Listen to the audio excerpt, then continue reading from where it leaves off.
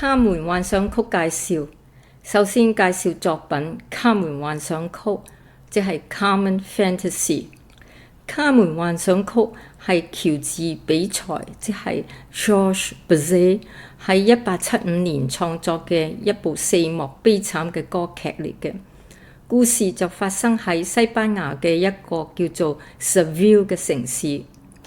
一位叫做 Carmen 自由奔放嘅吉普賽女子，引誘咗一名叫做 Don José 嘅士兵，後者就對佢產生咗迷戀，拋棄咗佢青梅竹馬嘅愛人，同埋怠慢咗佢喺軍隊嘅職責。有一次，Carmen被指控打交，就入咗監獄。Don José就幫佢逃監。出監之後呢，佢就要求 Carmen 同佢一齊開始新嘅生活。但係 Carmen 話佢已經愛上咗鬥牛士 Escamillo， 就激嬲咗 Don José。於是乎佢就吉死咗 Carmen， 並且向正在睇鬥牛嘅觀眾承認咗自己嘅罪行。Bizet 喺呢部歌劇中融入咗西班牙嘅熱情旋律同埋節奏，好似第一幕女主角 Carmen 入場唱嘅詠嘆曲 Habanera 就係一首喺古巴首都 Havana 帶翻西班牙嘅舞蹈同埋誘人嘅歌曲。Habanera 係通俗嘅歌名嚟嘅，原名係法文，叫做 L'amour est un oiseau rebelle， 翻譯為愛係一隻叛逆的小鳥。樂譜就改編自西班牙作曲家 Sebastián Heredia 喺1863年創作嘅 Habanera。Bizet 保留咗 Heredia 嘅基本結構，但係就喺聲樂部就添加咗一啲3連音嘅節奏，並且重新處理過一啲和聲。第二幕嘅鬥牛士之歌 Toreador Song 又叫做鬥牛士進行曲 Toreador March， 原名呢就係 Votre toast je peux vous le rendre， 翻譯做我回敬你的祝酒，亦都係一首極受歡迎嘅詠嘆曲嚟嘅，係描述咗鬥牛士 Escamillo 喺鬥牛場嘅各種情景，觀眾嘅歡呼聲同埋勝利帶嚟嘅榮耀。卡門喺維也納同埋倫敦演出後就獲得全球性嘅成功，直到今日仍然係世界上最受歡迎嘅歌劇之一嚟嘅。好，現在介紹作曲家喬治比才 Georges Bizet。Bizet 係一位法國籍嘅浪漫主義作曲家，1838年出生於巴黎，1875年逝世。佢嘅爸爸係一位聲樂老師，媽媽呢就係一位鋼琴家。Bizet 9歲嗰時，即係1848年就入讀巴黎音樂學院，主修作曲、鋼琴同埋風琴。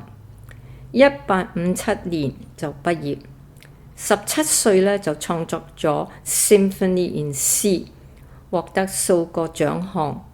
畢業之後呢，就去咗羅馬3年，去參觀古蹟同埋從事作曲。喺1860年翻去巴黎，去追求佢創作歌劇嘅夢想。佢係一位多才多藝嘅鋼琴家。23歲嗰時候，透過即場視奏，即係 sight reading， 就演奏咗李斯特難度最深嘅作品之一，令到李斯特大吃一驚。Bizet 係以教琴、作曲同埋編咗好多不同類型嘅樂曲，成為鋼琴歌曲為生嘅。佢一共作咗140多首不同類型嘅樂曲。最出名嘅呢，就係佢嘅歌劇《Carmen》。身為一個吸煙者，Bizet 一生大部分時間都反覆出現咗喉嚨嘅問題。佢曾經心臟病發作，雖然康復咗，但係第二次心臟病發作嗰時候就不幸離世，享年36歲。Carmen 係 Bizet 最後嘅作品。1875年 Carmen 首演3個月後 Bizet 就離世啦。葬禮上呢，風琴師就奏咗 Carmen 嘅一啲音樂。法國曾經發行咗數個郵票去紀念佢，但好可惜嘅呢，就係 Bizet 好多手稿喺佢去世之後都遺失咗。好，現在介紹編曲家 Otto Singer。Otto Singer 係一位德國籍嘅作曲家嚟嘅，生於1833年，於1894年去世。1865年之前呢，佢喺德國嘅 Dresden 同埋 Leipzig 就接受教育。1869年36歲就前往紐約。1873年到1892年之間呢，佢就喺 Cincinnati College of Music 工作，之後呢，就返紐約，並且喺嗰度去世，終年61歲。佢最出名嘅就係佢嘅鋼琴改編作品，包括貝多芬全部嘅9部交響樂曲，李斯特嘅57首樂曲，Brahms 嘅4部交響樂曲，同埋 Wagner 嘅12部歌劇等。好，現在請大家欣賞，多謝大家。